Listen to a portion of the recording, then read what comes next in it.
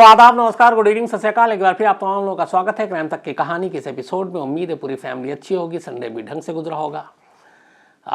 मौसम भी थोड़ा बदल रहा है, उतनी ठंड अब नहीं है दिल्ली में। पिछले 2-3 दिनों से सूरज, उसकी रोशनी, धूप सब कुछ है, तो अच्छा भी लग रहा है। अब आते हैं आज की कहानी के ऊपर, लेकिन आज की कहानी सुनाओ उससे पहले एक हमारी जो पूरे सिस्टम है, चाहे वो जुडिशल सिस्टम हो, पुलिस सिस्टम हो, उसकी एक झलक, एक बानगी आपको एक छोटी सी कहानी के ज़रिए शुरुआत में बताता हूँ। 1998 में, 1958 में, करीब आज हम 2022 में आ गए, 24 साल हो गए। मुंबई में कोलाबा एक जगह है, आप में से बहुत सारे लोग जानते होंगे, बहुत ही अच्छी जगह है, नरीमन पॉइंट के करीब है, वानखेड़े स्टेडियम भी वहीं पे है, और ये जो सारे ताज वाज होटल हैं वो भी वहीं पे है। तो इसी कोलाबा में के इलाके में एक परिवार रहता था, अर्जन दासवानी। अर्जन दासवानी का जो पूरा परिवार था वो एक रोज़ घर में ही था, तभी कुछ हथियार समेत कुछ बदमाश घर में घुसते हैं, गार्ड को बंधक बना लेते हैं। इसके बाद अर्जन दासवानी के परिवार को भी बंधक बना लेते हैं, और फिर चाबी वाबी लेकर उनकी तिजोरी विजोरी खोलते हैं और वहाँ से बहुत सारा सोना लूट लेते हैं, जिनमें 1998 की बात है, ये सोने के सिक्के थे, गोल्ड के ब्रेसलेट थे, इसके अलावा सोने की सिल्लियाँ थीं, और उस वक्त उसकी कीमत करीब 13 लाख रुपए थी, 13 लैक्स। इसके बाद वो सोना वोना लूट कर भाग जाते हैं। बाद में ये लोग पुलिस के पास पहुंचते हैं, फिर पुलिस इन्वेस्टिगेशन करती है और 3 बदमाशों को पकड़ लेती है। उनके पास से कुछ सोना भी बरामद हो जाता है, लेकिन उनके 2-3 साथी और जो थे वो भागे हुए थे, मिले नहीं। अब उसके बाद मामला अदालत में जाता है, सोना जो बरामद हो गया वो पुलिस की कस्टडी में है। 1999 में जो पकड़े गए थे चोर, सोना चुरा कर भागे थे, उनको कुछ सज़ा भी हो जाती है, कुछ महीने साल की। अब सोना पुलिस स्टेशन में ही रहता मालखाने में। उसकी वजह ये थी कि इस केस से जुड़े हुए बाकी आरोपी जो थे, अक्यूज्ड, वो अभी पकड़े नहीं गए थे। तो जब तक पकड़े नहीं जाए, पूरा केस ख़त्म नहीं होगा, तो सोना अमानत के तौर पर मालखाने में पुलिस के। अब घर वाले कह रहे हैं भाई दे दो, पर वो कह रहे हैं अभी ये तो कोर्ट का मैटर है। धीरे धीरे वक्त बीता, 23-24 साल गुजर गए, सोना यूं ही पड़ा रहा, चोर भी नहीं पकड़े गए। आखिर घर वाले थकार कर बार बार फिर कोर्ट पहुंचे। उन्होंने कहा भैया हमारी अमानत है, अब हम इस भरोसे में बैठें कि पुलिस कब चोर को पकड़े, कब मुकदमा ख़त्म हो, कब हमें हमारा माल मिले, तो ये क्या नाइंसाफ़ी है। अदालत को भी लगा, लेकिन लगते लगते अदालत को भी 24 साल हो गए। अदालत ने अब अपना हाल में फ़ैसला सुनाया। फ़ैसला ये था कि भाई इन्होंने सोने के जो इनकी चोरी हुई थी पर सारे डॉक्यूमेंट्स, कागज़ दिए, उससे पता चलता है इनका मालिकाना हक़ है, इनके घर में चोरी हुई, एफआईआर की कॉपी है, चोर भी पकड़े गए। लेकिन 2-3 चोर पुलिस वाले नहीं पकड़े, तो पुलिस की नाकामी का ठीकरा और नुकसान इनको क्यों उठाना पड़े। तो जिसका माल है, जिसकी अमानत है, उसे दे दो। आखिरकार 24 साल के बाद वो अमानत जो चोरी हुई थी 1998 में, उनके परिवार को सौंप दिया गया। अदालत के हुक्म पर पुलिस स्टेशन से, मालखाने से निकाला गया और दे दिया गया। अब सोना तो मिल गया, लड़ाई भी लंबी थी, 24 साल। लेकिन मिलने के बाद एक सवाल उठा कि ये जो चोरी हुआ था सोना, ये चोरी था, ये इन्वेस्टमेंट था। क्यों? जब 1998 में ये सारे जो सोना चोरी हुआ, उस वक्त इसकी कीमत थी गोल्ड के हिसाब से रेट के 13 लाख रुपए, 13 लैक्स। जब पुलिस ने मालखाने से निकाल कर इनको अभी सोना लौटाया अदालत के आदेश पर 24 साल बाद, उस 13 लाख के सोने की कीमत इस वक्त 8 करोड़ रुपए। तो चोरी भी है, इन्वेस्टमेंट भी है, लेकिन इसके ज़रिए आपको एक और भी चीज़ बताई कि हमारा सिस्टम कैसे काम करता है। कि अगर आपके यहाँ से कोई चोरी, और ये फैक्ट सिर्फ इसके साथ नहीं है, अगर कहीं पे भी कोई चीज़ चोरी हो जाती है आपकी, और एक बार फिर पुलिस स्टेशन में जाए या बरामद हो जाए, चोर पकड़ा जाए, डाकू पकड़ा जाए, तो इतनी आसानी से नहीं मिलती। इवन आपको गाड़ी भी आसानी से नहीं मिलती है। आपकी बाइक चोरी हो जाए, आपकी साइकिल चोरी हो जाए, कार चोरी हो जाए, तो फिर वो केस है, फिर तो आपको कोर्ट जाना पड़ेगा, फिर कोर्ट से रिलीज़ ऑर्डर आएगा, फिर आपको देखा जाएगा मालिकाना हक है कि नहीं। एक लंबा टाइम लगता है। तो चोरी हो जाए, नसीब अच्छा है, चोर का जो चोर पकड़ा भी जाए, माल बरामद भी हो जाए, उसे वापस हासिल करने में काफ़ी वक्त और मशक्क़त करनी पड़ती है। इस कहानी से तो आप समझ ही गए होंगे, 24 साल। लेकिन इस कहानी का सारा नेगेटिव पहलू हटा दें तो पॉजिटिव एक ही चीज़ है कि अगर शायद इन्हें पहले मिल जाता तो पता नहीं क्या करते उस वक्त। अगर ज़रूरत होती तो बेच भी देते तो नुकसान भी होता। अब करीब 13 लाख का माल 8 करोड़ का हो गया, तो खुशी भी है, लेकिन वो जो इन्होंने 24 साल झेले हैं वो ज़ख्म भी है, वो गम भी है। तो ये थी कहानी। मैंने कहा आज की कहानी शुरू करूं, उससे पहले आपको बताऊं। अब आते हैं आज की असली कहानी पर। ऐसे बहुत सारे मामले हैं जब किसी केस में पुलिस को उलझाने की हमेशा कोशिश की गई, क्रिमिनल के जरिए, मुजरिम के जरिए, कातिल के जरिए। कई ऐसे झूठे सबूत रखे गए, दिखाए गए, लेकिन ऐसा कम होता है जब किसी केस में एक विटनेस वो आए, कहे कि मैंने कत्ल होते देखा, मैंने कातिल को देखा है। पुलिस उससे स्केच भी बनवा रही है, कातिल के बारे में पता भी कर रही है, और आखिर में कहानी जो है वो कुछ और निकले। ये कहानी भी इत्तेफाक से मुंबई की है, और कहानी ज़्यादा पुरानी नहीं है, सिर्फ और सिर्फ 10-12 दिन पुरानी है। 20 जनवरी की अभी बात है। सुबह सुबह भिवंडी इलाके में एक रूपाला ब्रिज है, उस ब्रिज के किनारे में थोड़ी सी झाड़ियाँ वाड़ियाँ हैं। किसी राहगीर ने पुलिस को फ़ोन किया और कहा कि यहाँ पे एक सफ़ेद बोरी है वाइट कलर की, और उसमें से कुछ खून रिस रहा है। खबर मिलते ही पुलिस की टीम मौके पे पहुंचती है। उस रूपाला ब्रिज के पास भिवंडी में बोरी को खोला जाता है। बोरी के अंदर से एक शख्स की लाश मिलती है। जब बोरी हटाई गई और लाश बाहर निकाली गई तो देख के लगा था कि ये सीधा सीधी कत्ल है, क्योंकि उसके सर पे, गर्दन पे, सीने पे हर जगह चोट के और जख्म के गहरे गहरे निशान थे। तो मामला कत्ल का था। पुलिस ने अब उसकी तलाशी ली, लाश की। तो लाश की तलाशी के दौरान पुलिस को उसकी जेब से और कोई शिनाख्ती कार्ड और बाकी चीज़ें नहीं मिली। एक डॉक्टर का पर्चा मिला, प्रिस्क्रिप्शन मुड़ा तोड़ा, और एक हेडफोन मिला उसकी जेब में, लेकिन फ़ोन नहीं था। बस ये 2 चीज़ें थी, एक हेडफोन और एक डॉक्टर का पर्चा। पुलिस ने इन दोनों चीज़ों को अपने पास रखा, आसपास की और भी तलाशी ली, तफ्तीश ली, कोई सबूत सुराग मिला नहीं। लाश को पोस्टमार्टम के लिए भेज दिया गया। लेकिन भेजने से पहले पुलिस ने जब उस लाश ने जो कपड़े पहने थे, उस कपड़े को ध्यान से देखा तो उस कपड़े में भी एक सुराग, एक सबूत छुपा हुआ था। उस लाश के कपड़े पर लाल और गोल्डन कलर के बहुत सारे निशान थे, स्टेन मार्क थे, लाल और गोल्डन, रेड एंड गोल्डन। जब पुलिस ने इन कपड़ों पे देखा कि ये थोड़ा सा डिफरेंट, अजीब था, आमतौर पे कपड़ों में इस तरह के कलर नहीं मिलते, लेकिन उसके कपड़े पे लाल और गोल्डन कलर के बहुत सारे अलग अलग जगह जगह पे दाग और धब्बे थे। पुलिस के सीनियर अफसरों ने जब देखा तो उन्हें याद आया कि आमतौर पे कपड़ों पे इस तरह के रेड एंड गोल्डन जो मार्क होते हैं, स्टेन मार्क, वो उन लोगों के कपड़ों पे होते हैं जो किसी पर्ल, मोती और इस तरह के जेवर के उसमें काम करते हैं, फैक्ट्री में। तो वहाँ इस तरह के कलर निकलते हैं और कपड़े पे आके चिपक जाते हैं। तो पुलिस को लगा कि ये किसी न किसी पर्ल वर्कशॉप में काम करता होगा, किसी मोती और उसके। तो अब 3 चीज़ें थी, एक कपड़ा जो इशारा कर रहा था कि वो क्या काम करता है, एक डॉक्टर की पर्ची, और एक हेडफोन। लेकिन हेडफोन से कोई मिल नहीं रहा था, मोबाइल था नहीं। पुलिस ने अपनी तफ्तीश जारी रखी। फिर सबसे पहले पता किया आसपास के इलाके में कोई ऐसा जो गायब हो, कोई नहीं मिला।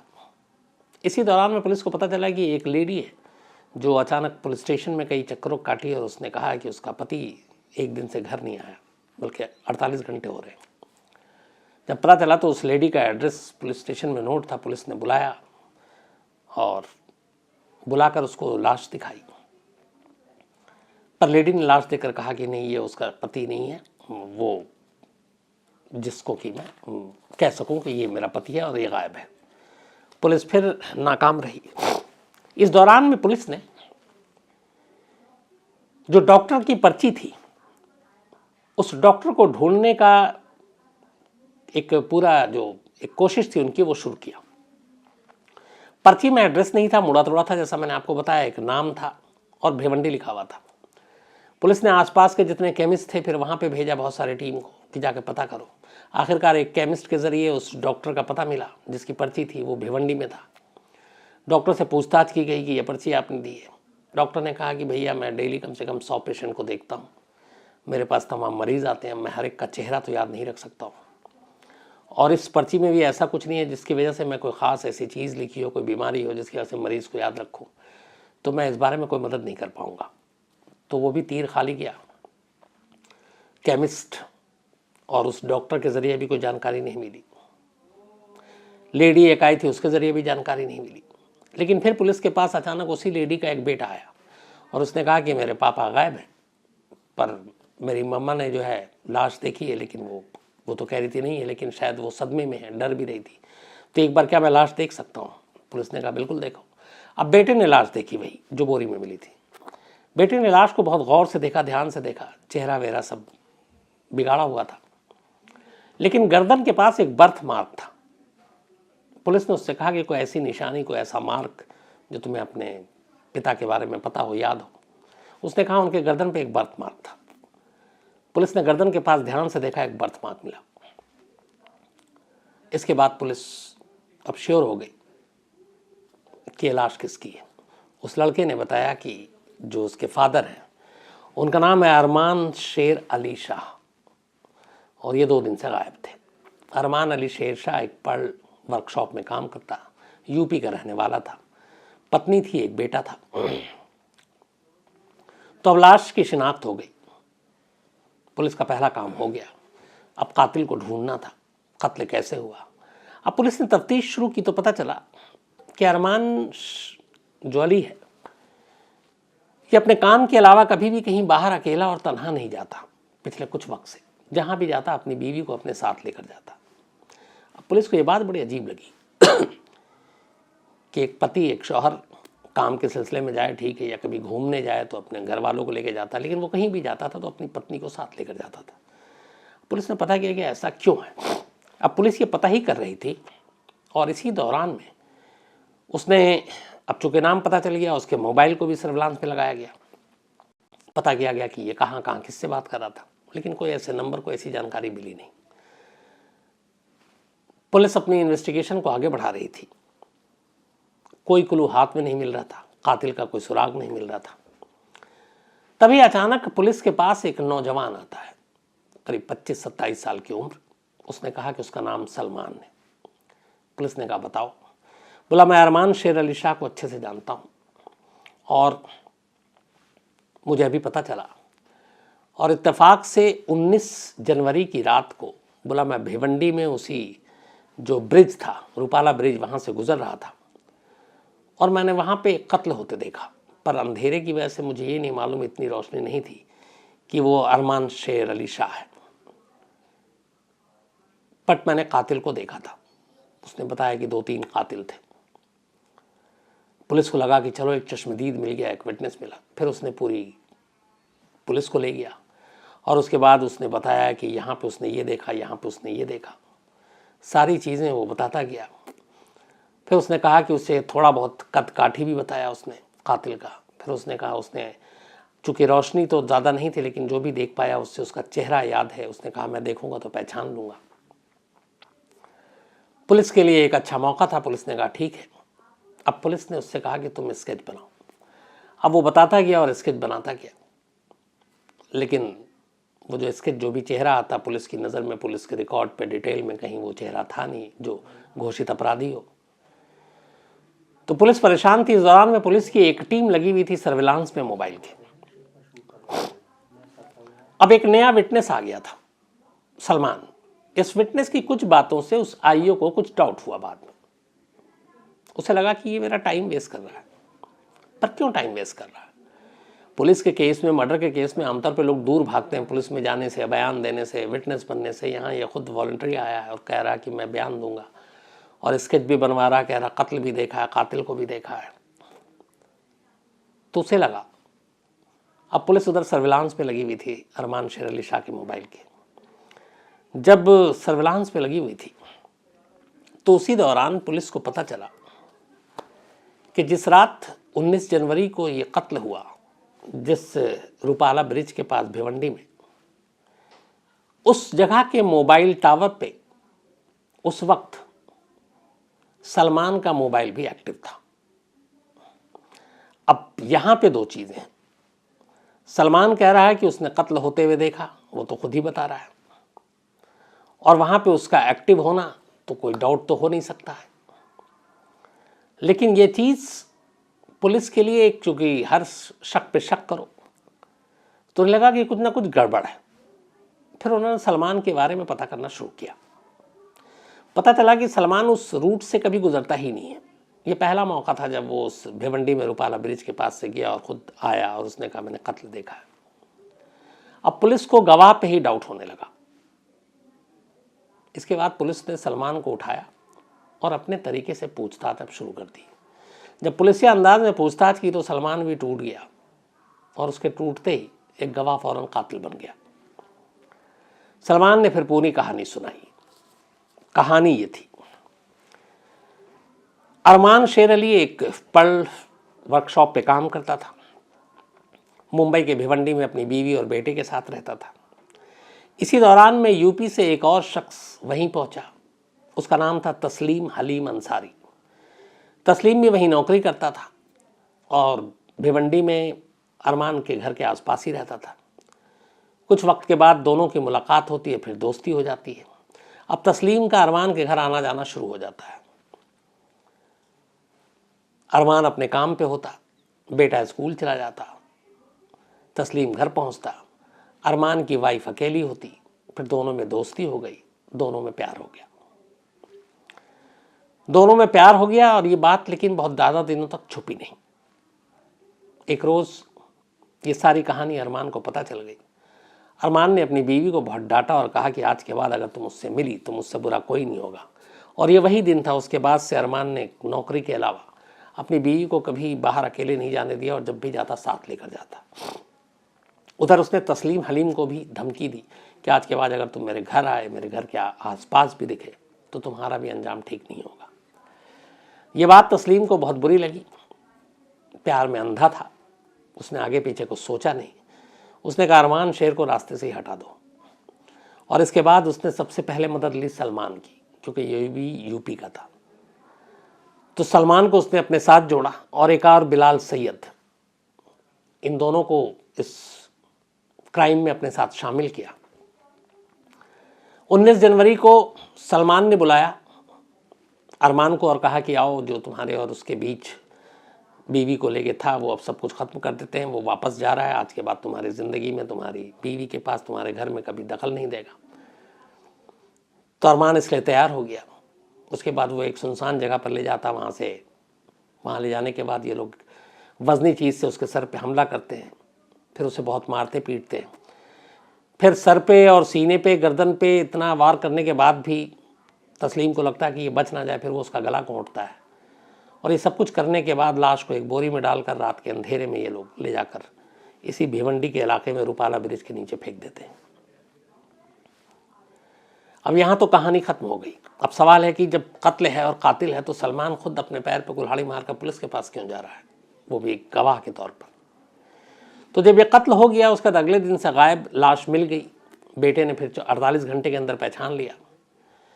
तो इधर तस्लीम को लगा कि कहीं पुलिस उस तक ना पहुंच जाए, तो उसने कहा कि कुछ दिनों के लिए पुलिस को अगर उलझा दें, और उसे ये पता था कि शुरुआती दिनों में बहुत हाई प्रोफाइल केसेस नहीं होते हैं, तो फिर पुलिस धीरे धीरे अपनी इन्वेस्टिगेशन और तफ्तीश को भी स्लो कर देती है। तो उसने कहा कि जब तक मामला गर्म है तब तक अगर इसको कुछ उलझा दिया जाए तो काम हो जाएगा। उसने सलमान को तैयार किया। उसने कहा तुम खुद पुलिस के पास जाओ, तुमने कहा हमने कत्ल होते हुए देखा, कातिल को देखा है, और तुम कुछ दिनों के लिए पुलिस को उलझाओ। इधर पुलिस उलझेगी तब तक हम लोग भी आराम से सब इंतज़ाम करके और वापस यूपी पहुंच जाएंगे, और फिर पुलिस हम तक पहुंच नहीं पाएगी। इसी प्लानिंग के तहत सलमान खुद पुलिस के पास पहुंचा और गवाही देनी शुरू कर दी। बाकायदा एक कातिल है और वो कातिल ही कातिल के बारे में जानकारी दे रहा है, कातिल ही कातिल का स्केच बनवा रहा है। लेकिन एक इलेक्ट्रॉनिक एविडेंस यानी कि मोबाइल का सर्विलांस सलमान के इस पूरे प्लान को उल्टा कर देता है और कहानी खुल जाती है। इन तीनों को मुंबई पुलिस ने गिरफ्तार कर लिया है। तीनों इस वक्त जुडिशियल कस्टडी में जेल भेज दिए गए।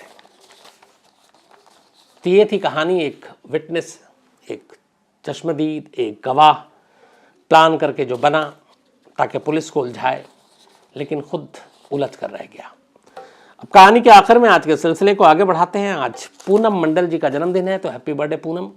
और नितान एंड ममिता बेंगलोर से इन्होंने भेजा है। इसके अलावा रियाज सौदागर का भी आज जन्मदिन है, हैप्पी बर्थडे रियाज साहब। और ये नांदेड़ से हैं। और निखत सौदागर, हुदा, हमदा, फातिमा और अब्दुल हदी इन्होंने भेजा है। ये सब इनकी वाइफ, बेटी और बेटे हैं। इसके अलावा सरवीन पाटिल, 30 जनवरी को इनका बर्थडे था, तो बिलेटेड हैप्पी बर्थडे सरवीन साहब। और ये बेटे हैं प्रोफेसर मंगेश बी पाटिल, सताना से बल्कि। योगेंद्र सिंह तोमर, इनका भी आज जन्मदिन है, हैप्पी बर्थडे योगेंद्र। और ये इंजीनियर हैं, मर्चेंट नेवी में, फ़िलहाल गाज़ियाबाद आए हुए हैं। इन्होंने कहा है कि जितना डाउनलोड कर सकता हूँ जब मैं शिप पे होता हूँ तो सुन लेता हूँ। थैंक यू योगेंद्र आपके प्यार के लिए। अमन मंडल रोहतक से, इनका भी जन्मदिन है, हैप्पी बर्थडे अमन। इसके अलावा नोरा घमीरे, इनका भी जन्मदिन है, हैप्पी बर्थडे नोरा। और प्राजवाल घमीरे नेपाल से इन्होंने भेजा है। इंदिरा मेनन जी का भी आज जन्मदिन है, हैप्पी बर्थडे इंदिरा जी। और श्रीजित मेनन जयपुर से इन्होंने भेजा है, ये उनकी मम्मी है। इसके अलावा आफिया मोहम्मदी, इनका भी आज बर्थडे है, हैप्पी बर्थडे आफिया। और मोहम्मद मुनव्वर ने भेजा है हैदराबाद से, उनकी बेटियां हैं। भाग्यश्री भदुक, इनका भी आज जन्मदिन है, तो हैप्पी बर्थडे भाग्यश्री। और ड्रबीश एंड ताराचंद उन्होंने भेजा है। इसके अलावा तिरुमाली संतोष और सबिता संतोष जी, इन दोनों की एनिवर्सरी है, आप दोनों को बहुत बहुत बधाई। और डरबी संतोष ने भेजा है।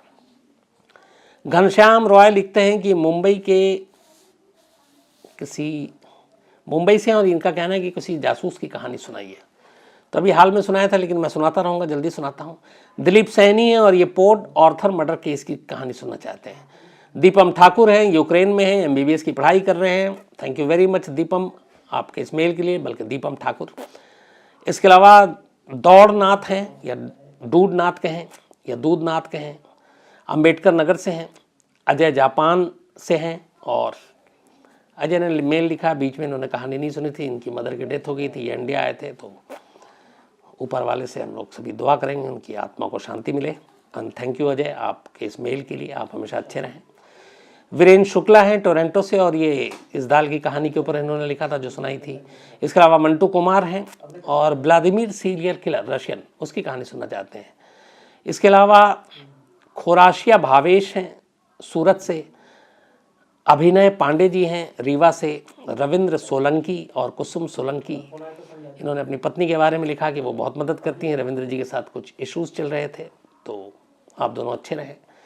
रेखा वग्गानावर, इसके अलावा सचिन पांडे, संजीव रन इटली से, और भारत के न्यूक्लियर बॉम्ब बनाने की कहानी सुनना चाहते हैं। ये प्रमोद मेहता हैं, और ये प्रमोद मेहता एंड पूजा अंबाला से हैं। इन दोनों की भी एनिवर्सरी थी, बिलेटेड मैरिज हैप्पी एनिवर्सरी। इसके अलावा वीरेंद्र सिंह हैं और भारत चौहान हैं। आप लोगों ने जो कहानियों की फरमाइश की उसकी भी बारी जल्दी जल्दी आएगी। तो आज कहानी में इतना ही। अब आपसे मुलाकात होगी कल रात 9 बजे किसी नई कहानी के साथ। तब तक अपना ख्याल रखिएगा। Thank you very much.